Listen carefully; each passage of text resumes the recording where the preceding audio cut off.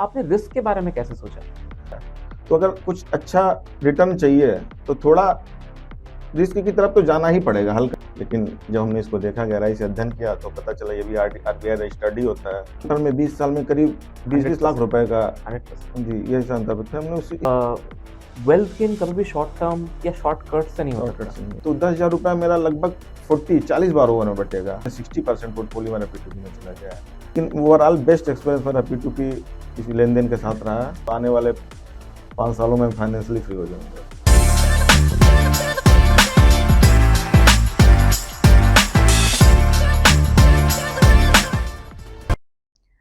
Hi, welcome to real people real stories. मेरा नाम है रजत एंड आप सभी का स्वागत है इस नए पॉडकास्ट में, जहाँ पे हम हमारे रियल इन्वेस्टर्स के साथ डिस्कशन करते हैं on peer to peer lending. आज हमारे साथ हैं Vivek Chaurasia and will talk all about peer to peer lending today. Well Vivek, बहुत बहुत शुक्रिया आपका इस पॉडकास्ट में हमारे साथ जुड़ने के लिए। धन्यवाद sir, thank you sir very much. और हमें बहुत खुशी है कि आपने हमें एक मौका दिया अपने ऑफिस पे बुलाकर, ताकि हम अपना ओपिनियन बाकी लोगों के साथ शेयर कर पाएँ। जी बिल्कुल विवेक, एंड हमारे इस पूरे पॉडकास्ट का ओवरऑल मुद्दा वही है कि हम चाहते हैं कि इस प्लेटफॉर्म को या इस इंडस्ट्री के नए इंस्ट्रूमेंट को जिसने भी अंदर से एक्सपीरियंस किया है, जिन्होंने एक्चुअली देखा है कि होता क्या है, किस तरीके से काम करता है, वो अपने एक्सपीरियंस को शेयर करें, ताकि जिनको थोड़ा बहुत समझ में आता है उनको और समझ में आए, जिनको नहीं समझ में आता है उनको थोड़ा बहुत समझ में आए, एंड देन वो अपने उस आपके इनसाइट्स को लेके या आपके जो थॉट प्रोसेस है उसको लेके फिर अपना डिसीजन बना पाए, राइट। एंड बहुत बहुत शुक्रिया आज आप इतने दूर से ट्रैवल करके यहाँ पे आए हैं एंड अपना एक्सपीरियंस शेयर करने के लिए। बहुत साल से हमारे साथ इन्वेस्टमेंट भी कर रहे हैं, तो आई एम श्योर कि आपके इनसाइट्स और आपका एक्सपीरियंस बहुत वैल्यूएबल होगा हमारे ऑडियंस के लिए।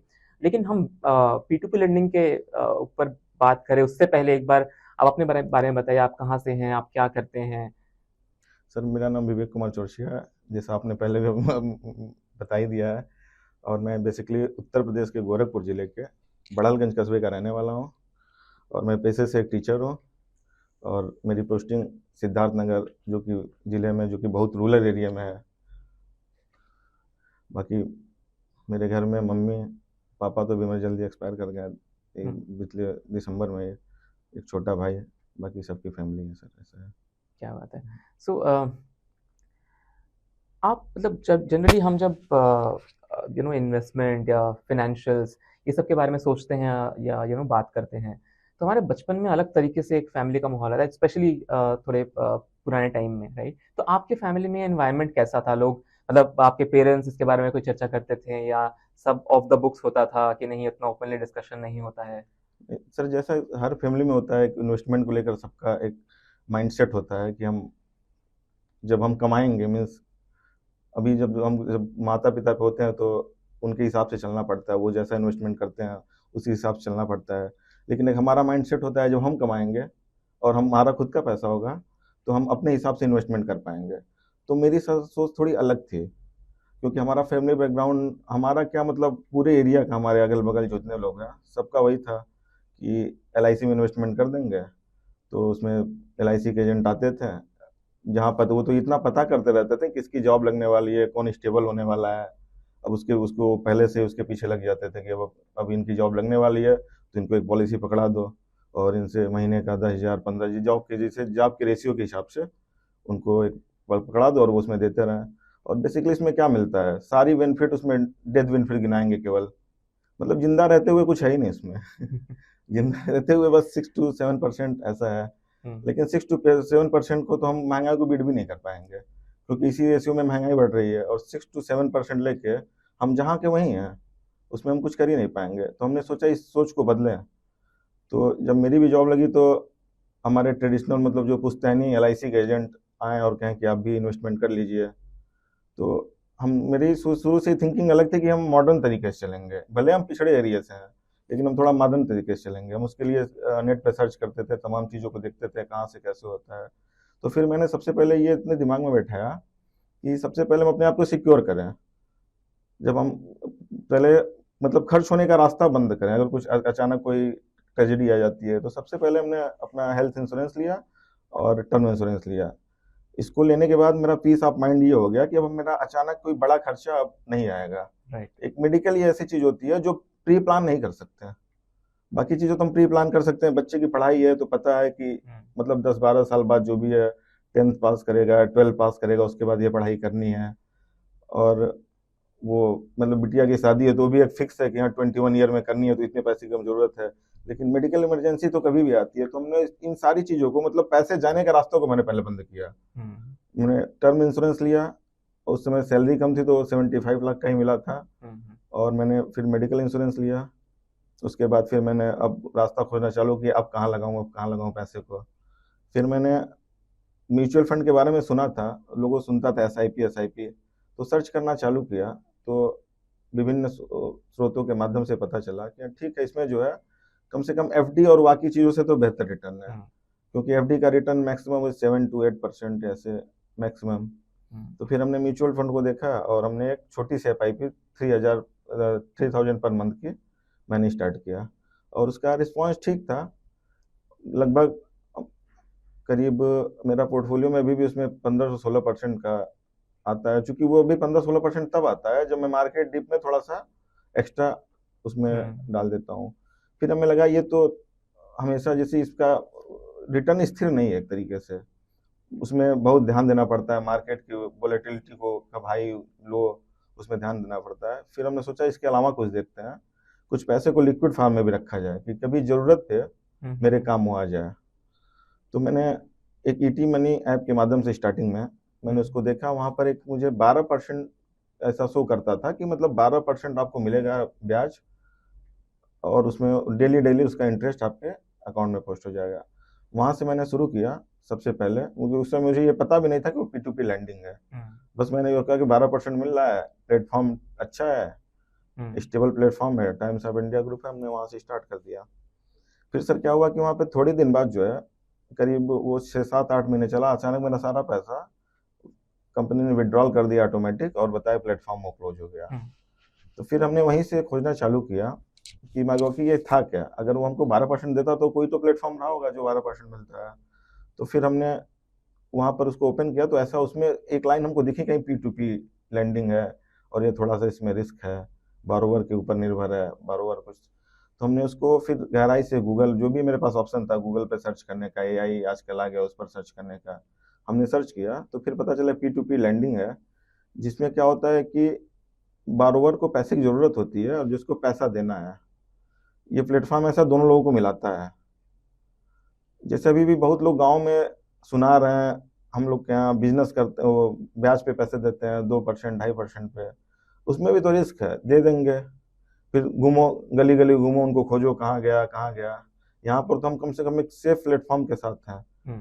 फिर हमें इसी क्रम में जब हमने देखा तो फिर P2P प्लेटफॉर्म में हमने सर्च किया कि अब इसमें कौन कौन सी कंपनियां हैं। तो काफी रिसर्च के बाद सर हमें आपका मतलब मिला कि लेन देन हर पैमाने पे नंबर 1, P2P लेंडिंग में नंबर 1। राइट। सो जैसे आपने बताया कि जनरली फैमिली में उस टाइम पे LIC के बारे में चर्चा होती थी, या FD के बारे में, आई एम श्योर आपकी थॉट प्रोसेस। तो ये थॉट प्रोसेस को ब्रेक करने के पीछे आपका रीज़न क्या था? आपने बताया कि आपको उससे बाहर निकलना था, आपको कुछ नया एक्सप्लोर करना था। वो क्या रीज़न था जिसको आपको लगा कि नहीं आप अब तो थोड़ा-सा मैं बाहर निकलना चाहता हूँ, एंड कुछ नया एक्सप्लोर करना चाहता हूँ?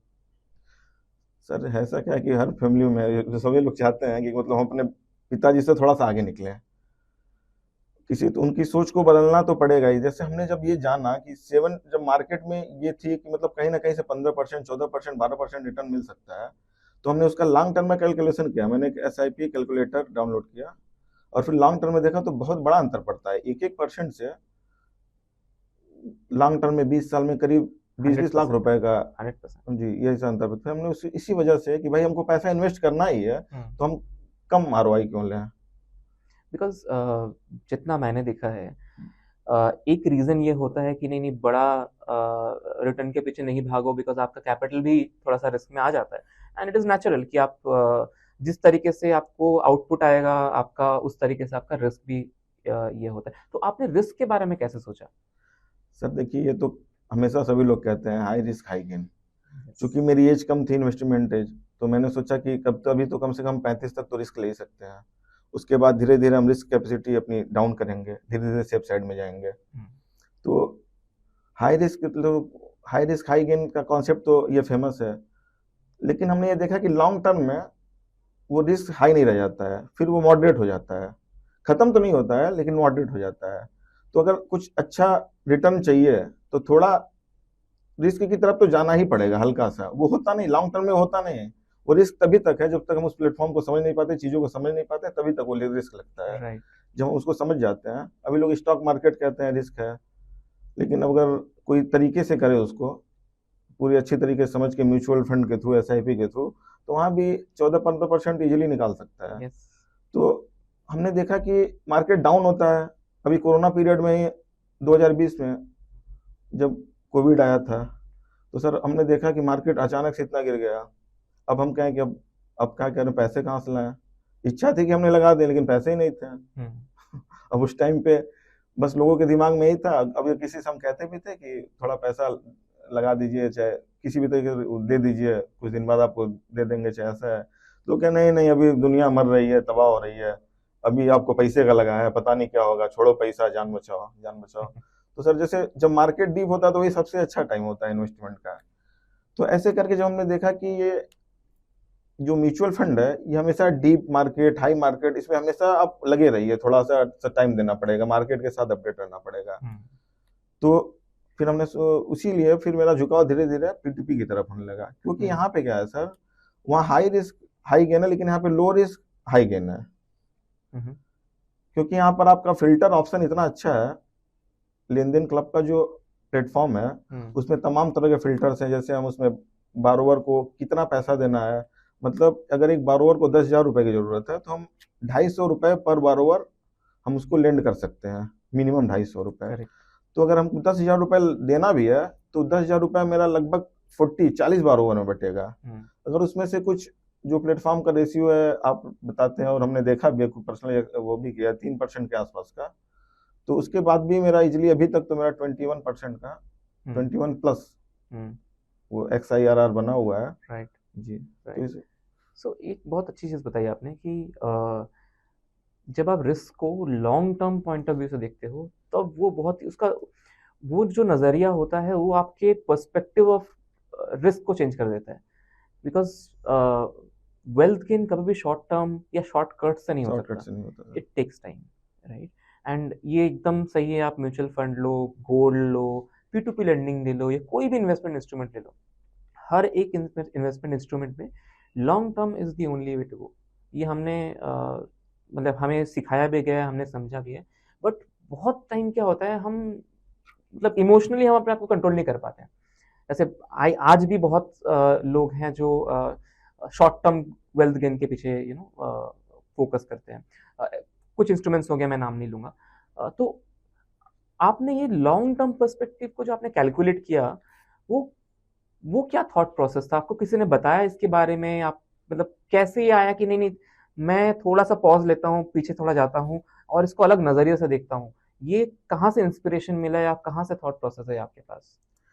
सर जैसे जब मैंने मार्केट को रिसर्च किया, क्योंकि P2P के बारे में जब हमें जानकारी बिल्कुल नहीं थी, तो मैंने मार्केट को रिसर्च किया। तो जब उसको मैंने करीब 2016 से हमने म्यूचुअल फंड स्टार्ट किया, तो कभी मार्केट हाई, कभी उसमें म्यूचुअल फंड में NAV मिलता है। जितना पैसा हम लगाते हैं एक NAV का रेट होता है, वो NAV मिल जाता है। मार्केट डाउन होता है, NAV डाउन हो जाता है, मार्केट हाई होता है, NAV हाई हो जाता है।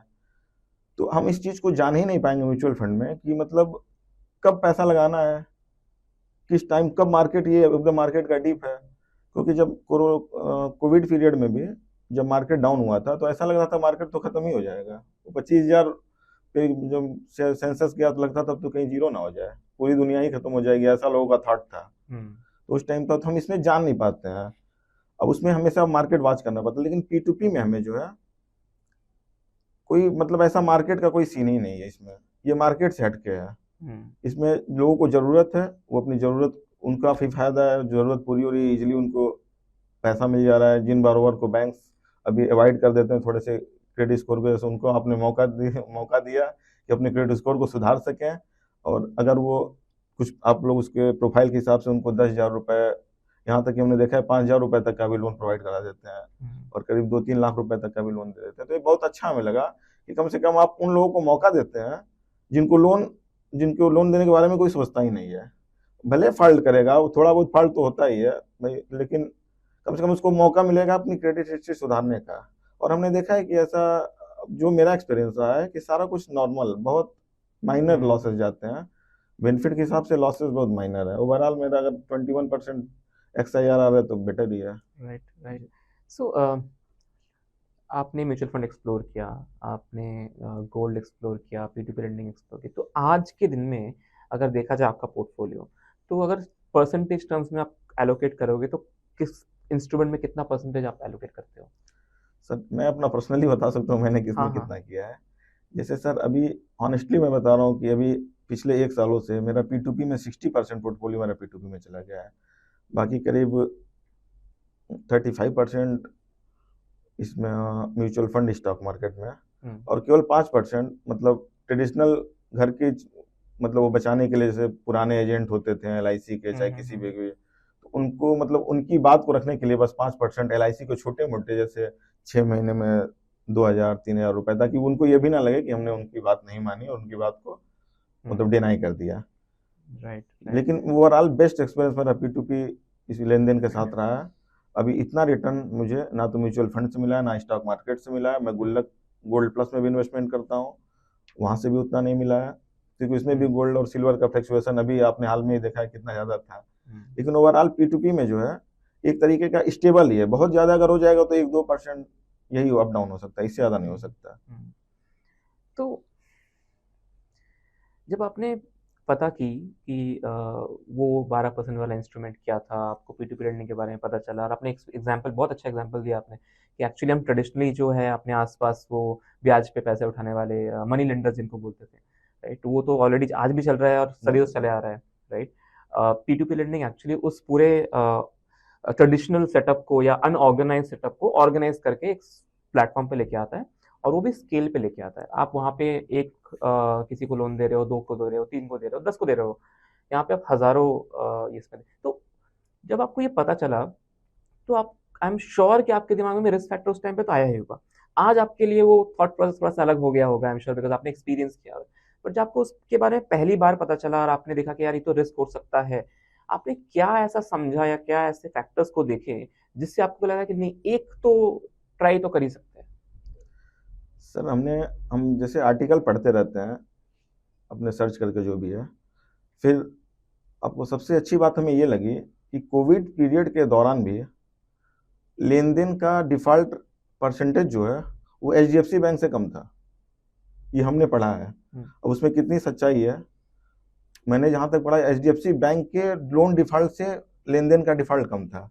अब इससे अच्छी बात क्या हो सकती है? इतना काफी है, जो पास्ट डाटा हमको बता रहा है ये काफी है इसको फाइनलाइज करने के लिए कि लेन देन इज द बेस्ट।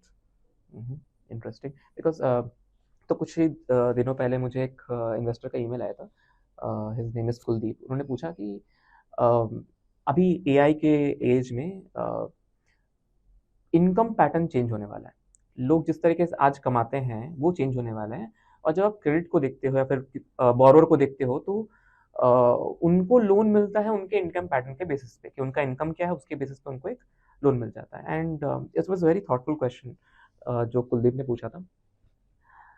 मतलब मैं मेरा पर्सपेक्टिव बताता हूँ, और हम जिस तरीके से P2P लेंडिंग को देखते हैं, कोविड के टाइम पे भी आई वाज हियर, एंड हमने देखा था कि किस तरीके से चीज़ें हो रही थी और हमने किस तरीके से उसका हैंडल किया। सी अल्टीमेटली फंडामेंटल बहुत मैटर करता है। आज 6 महीने बाद क्या होगा मुझे नहीं पता, किसी को नहीं पता। आज AI कहाँ पे है, 6 महीने पहले कहाँ जाए, कुछ तो होगा फॉर श्योर, वो हमें समझ में आता है देख के, डेवलप ही होना है वो नहीं है, बट वो अल्टीमेटली इकोनॉमिक टर्म्स में या फाइनेंशियल टर्म्स में या इनकम टर्म्स में किस हद तक चेंज लेके आएगा वो नहीं पता। मैटर क्या करता है, मैटर ये करता है कि हमारे फंडामेंटल्स, या कोई भी NBFC या कोई भी NBFC P2P या कोई भी बैंक के फंडामेंटल्स उस सिचुएशन को किस तरह के उस टाइम पे हैंडल करते हैं। जैसे कोविड के टाइम पे हमने अपने अंडरराइटिंग मॉडल्स को बहुत स्ट्रिक्ट करके रखा हुआ था, ताकि जहां जहां पे इम्पैक्ट है कोविड का, उन सेक्टर्स को हम बहुत केयरफुली एंड बहुत क्लोजली मॉनिटर करें, ताकि वो इम्पैक्ट हमारे पोर्टफोलियो में या हमारे लेंडर को इसमें ना इम्पैक्ट करे। Because ultimately what matters for us इसकी लेंडर्स को प्रॉफिट होना चाहिए, उनका प्रिंसिपल सेफ रहना चाहिए और उसके ऊपर उनको आउटकम दिखना चाहिए, राइट? एंड आज भी हम उन फंडामेंटल्स को फॉलो करते हैं। हमारा अंडरराइटिंग एल्गोरिथम कोई कुछ सेट डेटा पॉइंट्स पे फिक्स नहीं है कि अगर इसको इतना इनकम मिलता है तो ये आउटपुट दो, इसका ये ब्यूरो स्कोर है तो ये आउटपुट दो। हमारे फंडामेंटल्स ये कहती है कि कोई भी एक पैरामीटर पे अगर आप किसी को जज कर रहे हो तो शायद वो जजमेंट इनकरेक्ट है, बिकॉज एक इंडिविजुअल के ज़िंदगी में बहुत सारे पैरामीटर्स होते हैं। उसका बिहेवियरल पैरामीटर होता है, उसका जियोग्राफिक पैरामीटर होता है, उसके इनकम पैरामीटर्स होते हैं, इनकम के भी अलग अलग पैरामीटर्स होते हैं।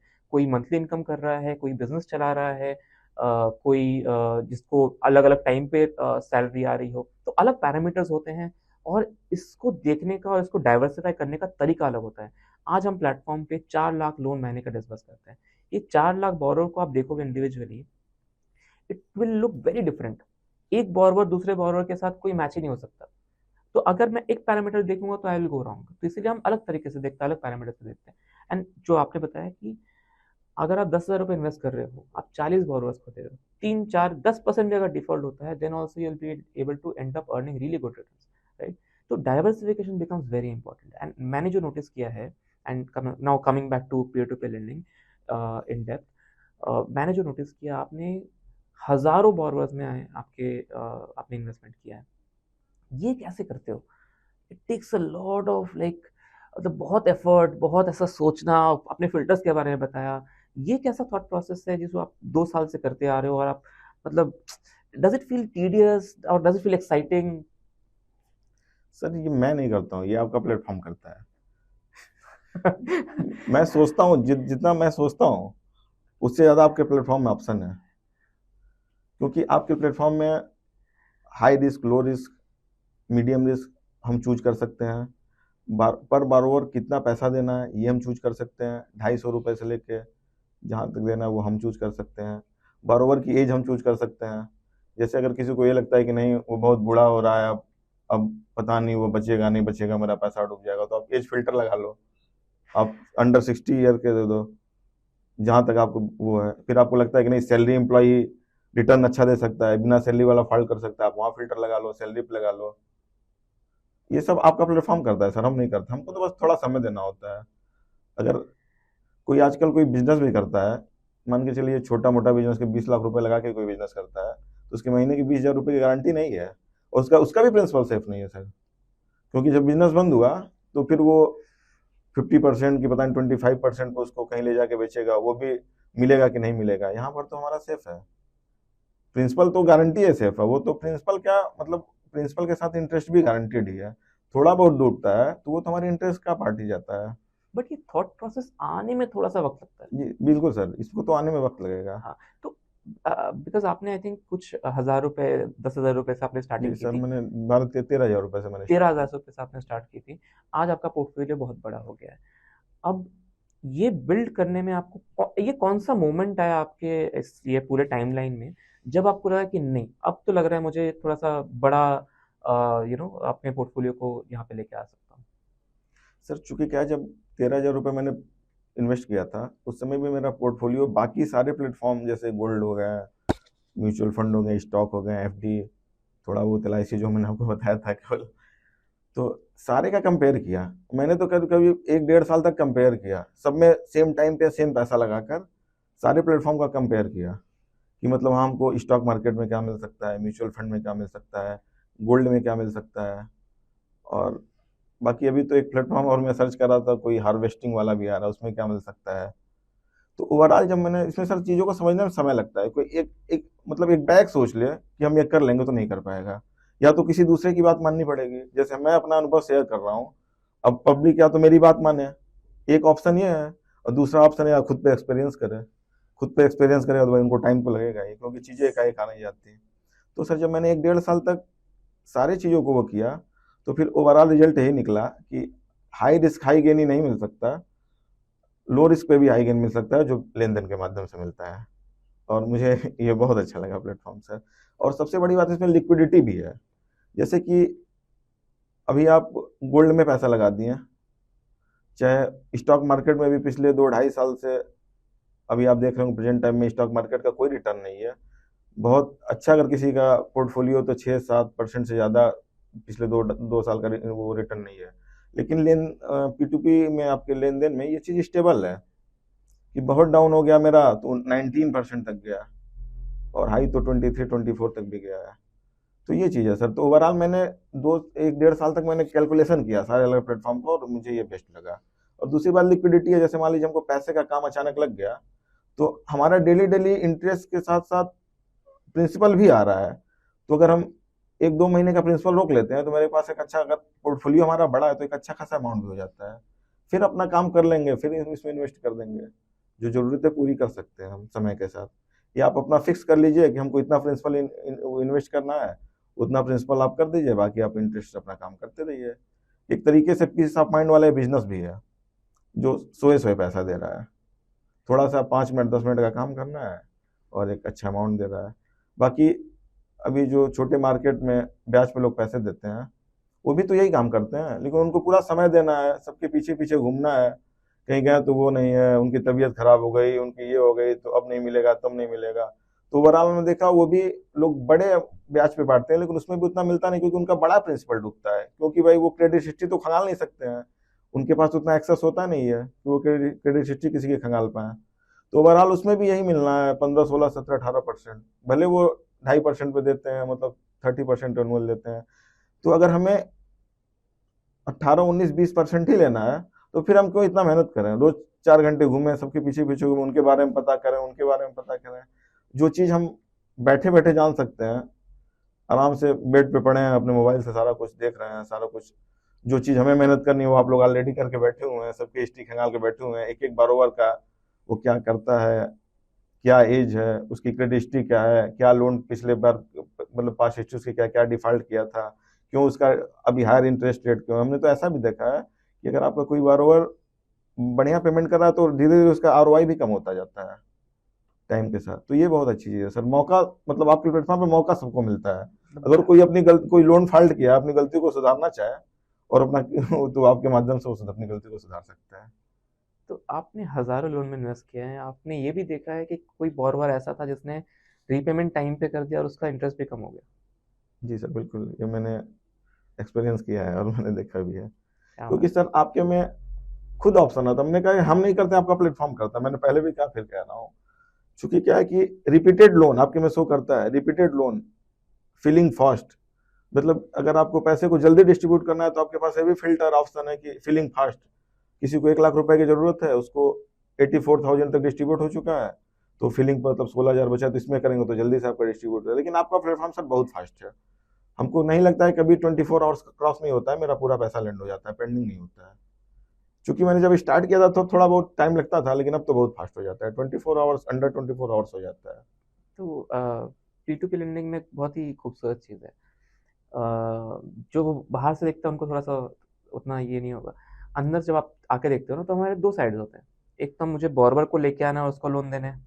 दूसरा मुझे इन्वेस्टर्स भी चाहिए जो बोरोवर को फंड करेंगे। तो ये सप्लाई डिमांड का गैप है। आपको बहुत अच्छे तरीके से पता है सप्लाई डिमांड कैसे चलता है। अभी ऐसा हो गया है कि हमारे पास सप्लाई इतना ज़्यादा है, मतलब हमारे पास इन्वेस्टर्स इतने ज़्यादा हो गए हैं जिनको फंड लगाने हैं, लोन कम पड़ जाते हैं। आप आई डोंट नो, आपने देखा होगा, लोन खत्म हो जाते हैं। ये होते हैं सर, मैं खुद फिल्टर लगाता हूँ तो कभी कभी नो लोन अवेलेबल आ जाता है, मतलब कमी, पैसे ज़्यादा होते हैं और बरोबर कम होते हैं। तो it's a good situation for us कि इतना है, बट नहीं, बहुत अच्छा लगा ये आपने शेयर किया। अभी बिकॉज हर एक इन्वेस्टर का एक स्ट्रैटेजी होता है कि मुझे ये करना है, इस टाइप के बोरोवर को पैसे देने। जैसे आपने एक्सप्लेन किया 1-2 ऑप्शंस। आपका ऐसा कोई फिक्स हाइपोथेसिस या स्ट्रैटेजी है, या नहीं आपको लगता है कि डाइवर्सिफिकेशन इन मल्टीपल थिंग्स, मल्टीपल ये इज गुड इनफ? जैसे डाइवर्सिफिकेशन बेस्ट है, क्योंकि देखिए इस बात की कोई गारंटी नहीं है कि जो पिछला लोन फॉल्ट किया है वो आगे भी करेगा। भाई हो सकता है वो, उसको अब सुधारने का मौका चाहिए, वो चाहता है कि हम, और हो सकता है जो पिछला लोन टाइम पे किया हो सकता है वो फॉल्ट भी कर दे। तो आप इतना अच्छा अपॉर्चुनिटी दे रहे हैं, 250 रुपये ही देना है, तो उसमें क्या रिस्क है? हमको तो नहीं लगता है कोई रिस्क है, इतने छोटे अमाउंट में कोई रिस्क नहीं है। और दूसरी सबसे अच्छी बात यह है कि हम उन लोगों को पैसा दे रहे हैं जिनके बारे में हम जानते भी नहीं। भाई हम एक छोटे से गांव में बैठे हुए, हम पूरे इंडिया में, पैन इंडिया में हम अपना पैसा डिस्ट्रीब्यूट कर दे रहे हैं। शायद हम उनको भी अपना पैसा दे रहे हैं जिनको लैंग्वेज ही हम ना समझ में आए, कोई मलयालम है, कोई कन्नड़ है, कोई गुजराती है, कोई महाराष्ट्रियन है, कोई मराठी है। कोई बिहार का भोजपुरी बोलने वाला है, हम उसकी लैंग्वेज भी नहीं समझ सकते हैं। आपके प्लेटफॉर्म के माध्यम से हम उनसे एक तरीके से साइलेंट बातचीत तो हो ही रही है भाई, हमने आपको दिया, आपने हमको रिटर्न किया, ये सब आपके प्लेटफॉर्म की ताकत है। ऐसा है। ओके। सो अभी आपने बताया आपका ऑलमोस्ट 60% का पोर्टफोलियो P2P लेंडिंग में आपने इन्वेस्टमेंट करके रखा हुआ है, बट जनरली जब कोई बाहर से इसको देखता है एंड वो ट्राई करता है उन या नहीं करता है, क्योंकि वो रिस्क दिखता है जो आपने वो थोड़ा सा अपने आप को लिया कि नहीं थोड़ा सा रिस्क लेके देखता हूँ क्या होता है, बिकॉज रिस्क बाहर से दिखता ही है, वो एकदम सही है कि रिस्क है, हाई रिटर्न है, एकदम परफेक्ट है, लॉन्ग टर्म में देखोगे वो धीरे धीरे वो एडजस्टमेंट होता रहता है, बट ये है कोई अगर आज बाहर से P2P लेंडिंग को एक्सप्लोर कर रहा है या उसको इवेल्युएट कर रहा है या उसको डर लग रहा है या उसको समझ में नहीं आ रहा है कि क्या करूं, आपके खुद के एक्सपीरियंस से, this is not an investment advice, आपके खुद के एक्सपीरियंस से आप उनको क्या बताना चाहोगे? सर देखिए, मैंने आपसे बीच में भी बोला था कि दो चीज़ें हैं, या तो आपके व्यूअर हमारी बात मान लें, मेरे एक्सपीरियंस को मान लें, तो उनका साल 2 साल बच जाएगा, उनको अपना एक्सपीरियंस नहीं लेना पड़ेगा। और दूसरा ऑप्शन है, या तो फिर वो खुद अपना पैसा लगाएं, 1-2 साल तक इंतजार करें, देखें, फिर उनको ऑटोमेटिक बिलीव हो जाएगा कि हाँ मतलब ये ठीक है। मैंने दो ही ऑप्शन है, या तो तमाम आपके व्यूअर हैं जो देखते हैं, डर लगता है कैसे करना है, लगा दें, डूब गया प्लेटफॉर्म, भग गया, क्या हुआ। तो आजकल सर इतना ऑप्शन है, आज किसी भी चीज़ों को हम वैलिडेट कर सकते हैं। आरबीआई रजिस्टर्ड अगर प्लेटफॉर्म है, तो आरबीआई रजिस्टर्ड, भाई हमारे कहने का मतलब कैसे आप सोच ले रहे हो कि ये प्लेटफॉर्म भग जाएगा? भाई भगने को तो बैंक भग सकती है, भगने को तो सहारा भग गया। तो हम ऐसा नहीं कह सकते हैं, आजकल सारी चीज़ें फिक्स हैं, सारे को गवर्नमेंट के अंडर है, तो ऐसा कोई रिस्क नहीं है। चीज़ों को गहराई से अध्ययन कीजिए, जानिए, समझिए उसको, तब उसके बारे में कोई कमेंट करिए, तो आपको कभी नेगेटिव कमेंट करने का मौका नहीं मिलेगा। ओके।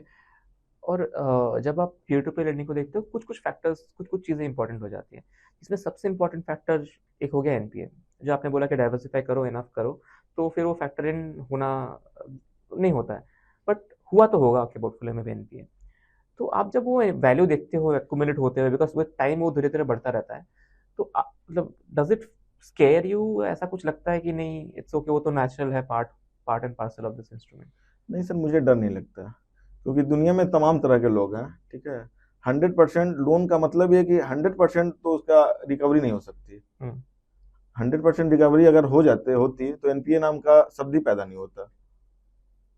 तो अगर मान लीजिए, जैसे अगर हमने आपके प्लेटफॉर्म से 25% अर्न किया, उसमें 2-3% अगर चला भी गया, तो मेरे पास से थोड़ी गया वो तो जो मैंने अर्न किया उसमें से थोड़ा सा पार्ट चला गया, मेरे प्रिंसिपल से नहीं गया। उसको हम ये मान के चलते हैं कि वो मेरे इंटरेस्ट से गया, बस यही बात खत्म हो गई।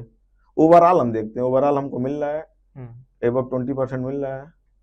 अब उसमें एनपीए जा रहा है तो उससे कोई मतलब नहीं है, वो तो जाना ही है। अगर एनपीए नहीं जाएगा तो फिर एफडी करो और 6% रिटर्न लीजिए, महंगाई को भी बीट नहीं कर पाएंगे। एक बहुत खूबसूरत, अगेन एक और खूबसूरत चीज़ है P2P लेंडिंग में, वो है आपने बताया लिक्विडिटी, कि आपको रेगुलर बेसिस में रीपेमेंट आते रहते हैं, प्रिंसिपल आता है, इंटरेस्ट भी आता है, और आपका बड़ा पोर्टफोलियो हुआ तो ऑल्दो आपका लोन टेन्योर मंथली होगा, but repayment almost every day आने लगता है, मुझे तो आते हैं। ये आपका ये थॉट प्रोसेस क्या है कि आप इमीडिएटली उसको री डिप्लॉय कर देते हो, या आप थोड़ा सा और वेट करते हो, फिर आपको करते एक्यूमुलेट होने के बाद करते हो, सिर्फ प्रिंसिपल करते हो, इंटरेस्ट के साथ करते हो, सिर्फ इंटरेस्ट करते हो, इंटरेस्ट प्लस प्रिंसिपल करते हो, वो किस तरीके से देखते हो आप उसको? सर अभी तो जो आपका रीपेमेंट ऑप्शन आता है, वो हम लेंड करते हैं एक टाइम पे, और आपका उसमें लेंड करते टाइम बारोवर अलग अलग होते हैं, किसी का रीपेमेंट जल्दी होता है मंथली, किसी का जिस जिस डेट में जिसका रीपेमेंट होता है उसका आ जाता है। तो सर मैंने तो स्टार्टिंग में वो रीपेमेंट का टोटल पार्ट, मतलब प्रिंसिपल और इंटरेस्ट सारे इन्वेस्ट करते हैं। लेकिन आप वो अब इतना बड़ा हो चुका है कि मतलब अब मैं उससे अपनी ज़रूरतें भी पूरा कर सकता हूँ। मुझे तो ऐसा लगता है कि अगर इसके साथ मैं रहूँ तो आने वाले 5 सालों में फाइनेंशियली फ्री हो जाऊँगा। मुझे कुछ करने की ज़रूरत भी नहीं है, मैं घर बैठा रहूँगा और मेरी सारी ज़रूरतें पूरी होती रहेंगी बहुत अच्छे तरीके से, और इस दिशा में मैं बढ़ भी रहा हूँ। ये नज़रिया P2P लेंडिंग का को देखने का बहुत ही यूनिक है, जो आई थिंक आपने पिछले 2 साल में एक्सपीरियंस किया है, बट अगेन जब आपने किसी को बताया होगा इस इंस्ट्रूमेंट के बारे में, आपके फ्रेंड्स या फैमिली मेंबर्स को, उनका क्या रिएक्शन आता है? सर बताया तो, लेकिन बिलीव लोग नहीं करते हैं जल्दी, वही ट्रेडिशनल चीज़ों पे बिलीव करते हैं। अभी जहाँ हम लोग इतने रूरल से आते हैं कि अभी तो लोग म्यूचुअल फंड और एसआईपी में भी डरते हैं, तो फिर P2P तो अभी समझने में थोड़ा टाइम समझेंगे, थोड़ा लेट समझेंगे। तो आप कुछ बोलना चाहोगे आपके दोस्तों को जो देख रहे होंगे इस पॉडकास्ट को? बिल्कुल सर, मेरी सलाह ये है कि आप ज़्यादा नहीं, अपने इनकम का कुछ पार्ट इसमें इन्वेस्टमेंट करिए, ताकि आपको कम से कम उसके बारे में रियलिटी पता चल सके कि वाकई में ये है क्या। आप केवल सोचोगे कि ट्रेडिशनल हम इन्वेस्टमेंट करते हैं तो वही ट्रेडिशनल रिटर्न भी मिलता रहेगा 6-7%, उससे थोड़ा हटिए, अपनी इनकम का 10% पार्ट, 15% पार्ट, 20% पार्ट ही आप इन्वेस्ट कीजिए, और कुछ एक्सपीरियंस लीजिए। 1-2 साल बाद हमें कहने की जरूरत नहीं पड़ेगी, आपका पोर्टफोलियो एलोकेशन ऑटोमेटिक चेंज होकर P2P की तरफ ज़्यादा हो जाएगा। Perfect. Well Vivek, thank you so much, आपने इतना कुछ शेयर किया, आपने इतने दूर से आए हो, आप पीयर टू पीयर लर्निंग के बारे में इतनी ब्यूटीफुली आपने सब कुछ एक्सप्लेन किया, शायद मैं भी उतना अच्छे से एक्सप्लेन नहीं कर पाऊंगा। सो बहुत बहुत शुक्रिया आने के लिए। बहुत बहुत धन्यवाद सर, आपको यहाँ मौका देने के लिए। हमें धन्यवाद हमें कहना चाहिए कि आपने मौका दिया, हमें अपना ओपिनियन शेयर करने का मौका दिया। आप इन्वेस्ट का भी प्लेटफॉर्म दे रहे हैं, प्लस ओपिनियन शेयर करने का भी मौका दे रहे हैं, इससे अच्छी बात मेरे लिए क्या हो सकती है। नहीं नहीं, ये तो हमारा मतलब ये जो हमने लास्ट ईयर से कॉन्वर्सेशन शुरू किया था पॉडकास्ट के ऊपर, एंड आई थिंक मैंने जितना सीखा है इस कॉन्वर्सेशन से, जो भी मैं इन्वेस्टर से बात करता हूँ, आई थिंक वो बहुत हमें हेल्प करता है, हमें मोटिवेट करता है, हमें इंस्पायर करता है कि हम जो कर रहे हैं थोड़ा सा ही सही बट अच्छा कर रहे हैं। तो again thank you so much Vivek for joining us, and thanks to all of you for watching this podcast, and well, I'll see you in the next one. This is Real People, Real Stories by Laney Club. Thank you. Thank you.